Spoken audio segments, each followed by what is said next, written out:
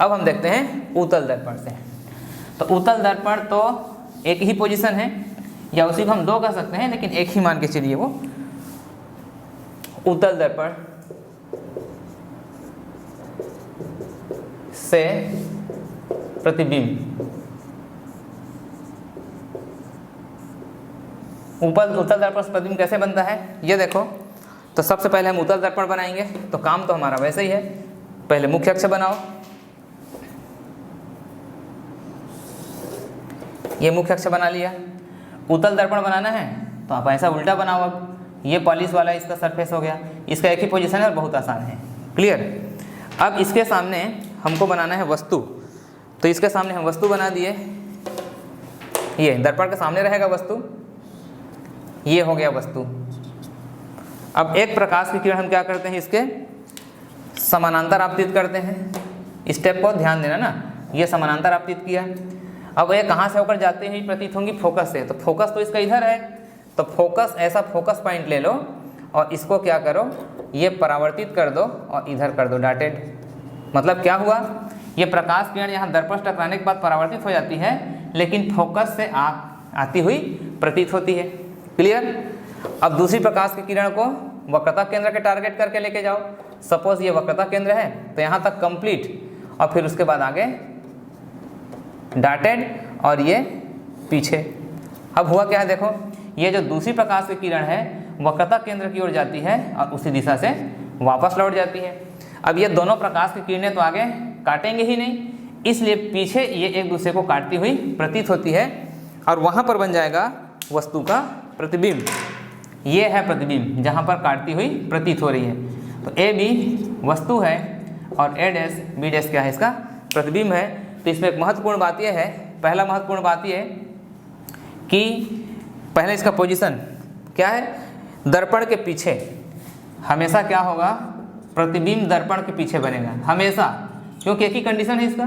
तो पहला खासियत कि प्रतिबिंब हमेशा दर्पण के पीछे बनेगा।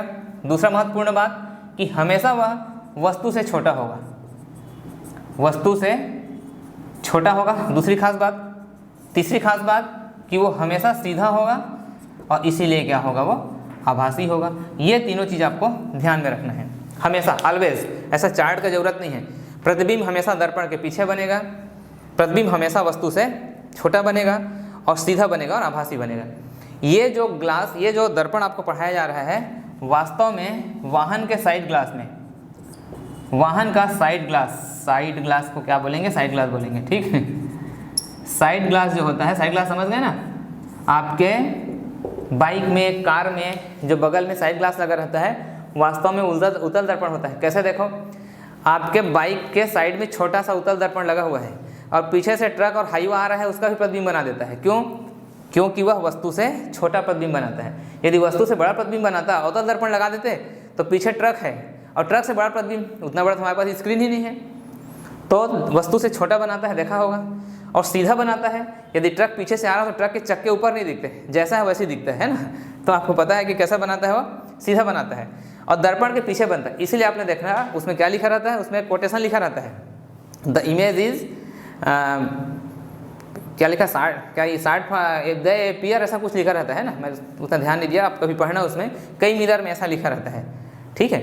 मतलब वो ये लिखा रहता है कि वो क्लोजर है, पास है, वस्तु से पास है, क्लोजर देन दे एपियर, ऐसा कुछ लिखा रहता है। तो ये है इसका खासियत, और ध्यान रखना ये वाहन के साइड ग्लास में यही यूज़ किया जाता है। तो ये हुआ अवतल दर्पण के 6 कंडीशन, सबका मैंने फिगर बताया, और उत्तल दर्पण का 1 कंडीशन, इसकी आप अच्छे से प्रैक्टिस कर लीजिए।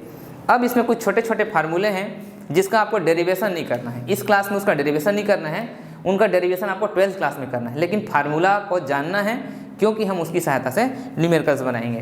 तो चलिए आगे चलते हैं, फिर अपन कुछ फार्मूले, गोली दर्पण से संबंधित कुछ फार्मूला समझाने से पहले मैं आपको चिन्ह परिपाटी समझा दूं, क्योंकि चिन्ह परिपाटी के आधार पर ही हम न्यूमेरिकल्स को बनाते हैं, ठीक है। तो चिन्ह परिपाटी होता क्या है, देखो, चिन्ह परिपाटी,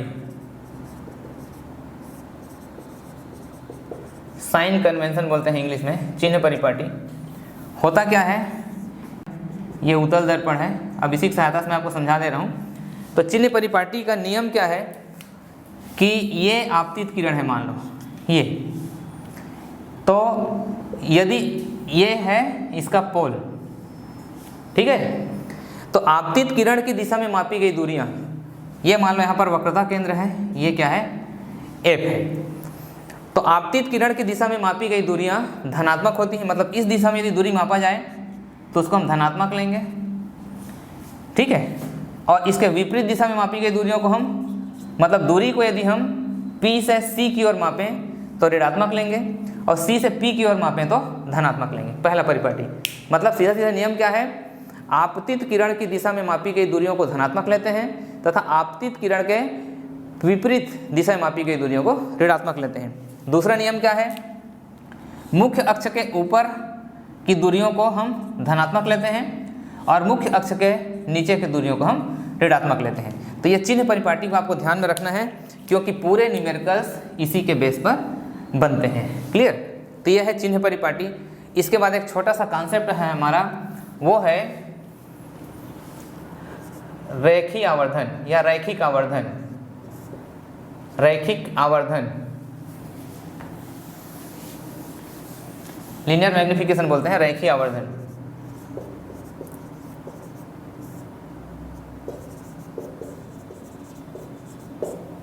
लीनियर मैग्निफिकेशन,